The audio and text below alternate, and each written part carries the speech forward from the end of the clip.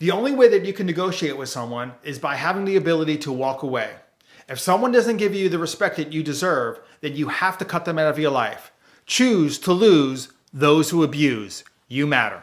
Psychology says, when you have a decision to make, go with the option that scares you the most. This is typically going to be the one that forces you to grow. You've just got to remember, nothing excellent or incredible was ever achieved in anyone's comfort zone. Replace I'm sorry with thank you. Instead of saying sorry I was late, say thank you for waiting for me. Instead of saying sorry I didn't text you back, say thank you for understanding. Instead of saying I'm sorry for talking so much, say thank you for listening. Saying sorry is about us and lowers our self-esteem. Saying thank you expresses gratitude and appreciation for others. Break the perpetual I'm sorry cycle and replace it with positivity and gratitude. One of the best pieces of advice that I've ever heard: you will never be criticized by someone doing more than you. This is a quote by Mel Robbins. Keep this in mind the next time you receive any judgment. One day the Buddha walked into a village and a very angry man approached him and started yelling at him. "You have no right to teach the world. You're just as dumb as anyone. You're nothing but a scammer," he said. The Buddha was not upset by these insults. Instead, he asked the young man, "Tell me, if you buy a gift for someone and they do not take it, then who does the gift belong to?" The young man was surprised by the strange question and said, "The gift would belong to me because I bought it." The Buddha smiled and said, "Correct, and it is the same with your anger. If you become angry with me and I don't feel insulted or take your hostility, the anger falls back on you as it was initially yours to give. You are then the only one who becomes unhappy, not me." I love this story so much because there's always going to be negative people in our life. But once we learn how to protect our peace and not allow them to steal our power, they are no longer able to affect us with their negativity. Whatever you need in life will control you. How do you know if you need something? Because when someone goes to take that which you need away, you start to behave erratically. People who know that will use these things to manipulate you. But if you need nothing, guess what? You can't be controlled. If you need nothing, you cannot be manipulated or controlled. Parkinson's law. Not understanding this is why we procrastinate. So listen up. This is powerful.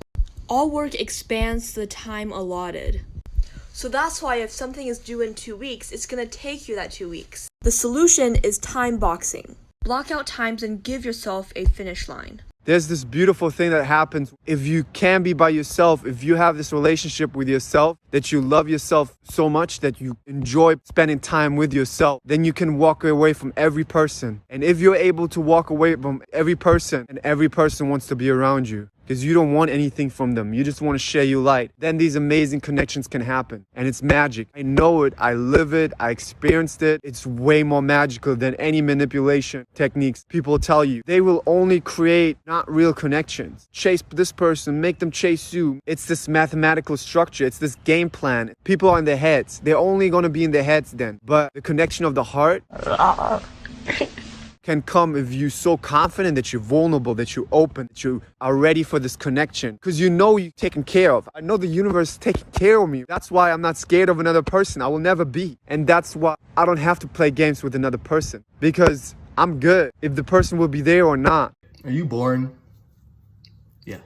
Here's a tip. Be a good listener. That means putting away your distractions and completely focusing on the person that you're talking to. And that means not thinking about what you want to say, but actually listening to what they're saying and finding a way to respond to that. I think you guys will find that a lot of times in conversations, we're so wrapped up in our head thinking about what we want to say next that we're not even listening to the person that's talking to us. So when you can start to engage and actively listen and be listening with your eyes and listening with your ears, and you'll find that a lot of people want to be around you more, and you'll have a deeper, richer social life because people feel more connected to you. Because why? Because you're listening to them. And so few people actually really, truly listen. So work on your listening. Did you guys find this helpful? If you found this helpful, please let me know.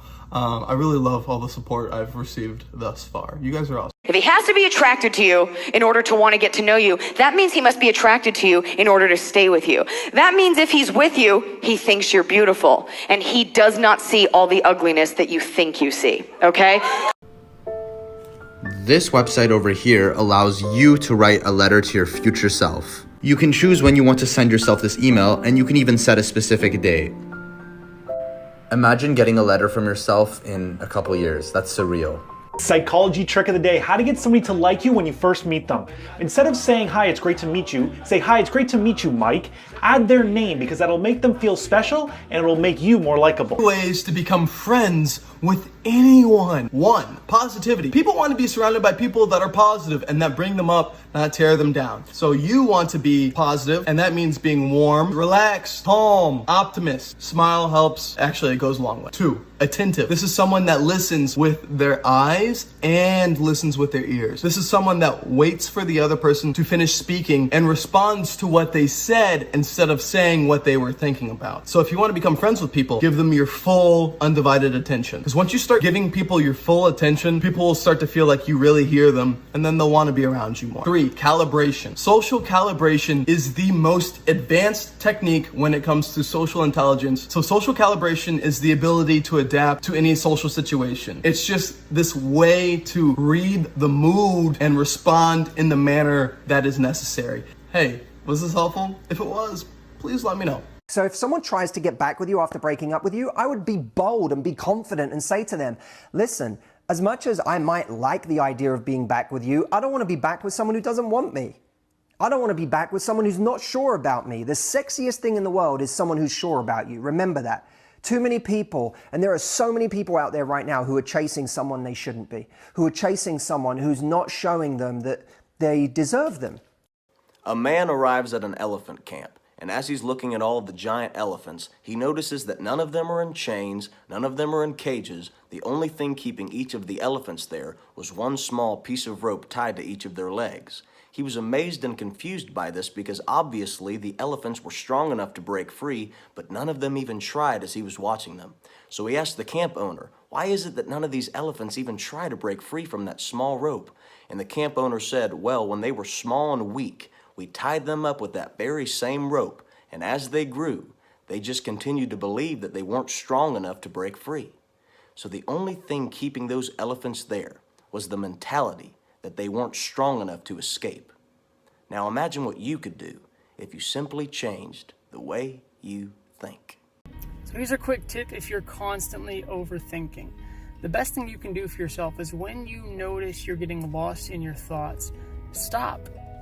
Honor the fact that you are getting lost in them. Don't get mad at yourself. Don't get angry. And then ask yourself, what do I gain by asking these questions if I cannot directly answer them right now? And because of this level of self-awareness you are exhibiting, which you hadn't been before, your brain actually accepts that you can't answer the questions or fix the situation in this current moment. And so instead of obsessing over that, it learns to release a little bit and move on. The more you do this, the less you overthink and the less you are consumed in your mind daily. But remember to stop, honor what you're feeling, and then ask yourself how it helps you. And when you realize it doesn't, it'll start to disperse. All right. The best creative advice I have ever been given. Years ago, I was sitting in on this recording session and this guitar player was laying down some guitar tracks and he was phenomenal. And playing guitar myself, I remember thinking and even saying out loud, I will never be that good. And the studio owner pulled me aside and said, man, art is not a competition. Honestly, that quote alone is so good, it could be the end of the video. He went on to say, there may always be someone technically better than you, but only you can write the songs that you will write. Here's what that taught me. I don't have to treat my songwriting or my producing or my engineering like I'm entering a competition. In fact, the best way to win is to give up competing altogether. Just let what's in you flow naturally and no one can touch you. I want to show you something. So in October, I finally took accountability and said I'm not taking anything and I'm going to mark off my days. So if it's a solid line, that means no drugs. If it's a dash line also, that means no cigarettes. So you'll see I was not smoking, smoked, not smoking, smoked, not smoking. Look at all these days crossed off. No drugs, no cigarettes. Thicker lines means that day was a little bit harder to get through. Look at all these days. Go me. I do not want or need drugs or cigarettes. And today is 175 no drugs. And today is day 96 no cigarettes. Hey, go me. Hey, go me. Hey, if I can do it, you can do it. If you want or need, I'm here. Smile. This analogy changed me in so many ways, and it was said by my mentor Kyle Cease. So think of it like this. If you have a dog and you're trying to teach this new dog to sit, right? And the dog's jumping up and you have these treats in your hand and it's jumping and jumping, you're gonna say, no, wait, sit, chill out. And it's not only until the dog sits that you give the treats. And what if God, spirit, universe, whatever it is that you believe is guiding all life works the exact same way? Here we are as humans, like, give me the money, give me the love, give me the success, give me the whatever it is. But the universe is saying, like, hold up, I will give you the treat, but sit. And that sit might be meditate, chill, let go of your ex, remove those limiting beliefs, relax, surrender, trust. And then it's only when you do that that the universe goes, here it is. Take it. It's all yours. No matter who you are, where you're from, your skin color, your gender identity, just speak yourself. Find your name and find your voice.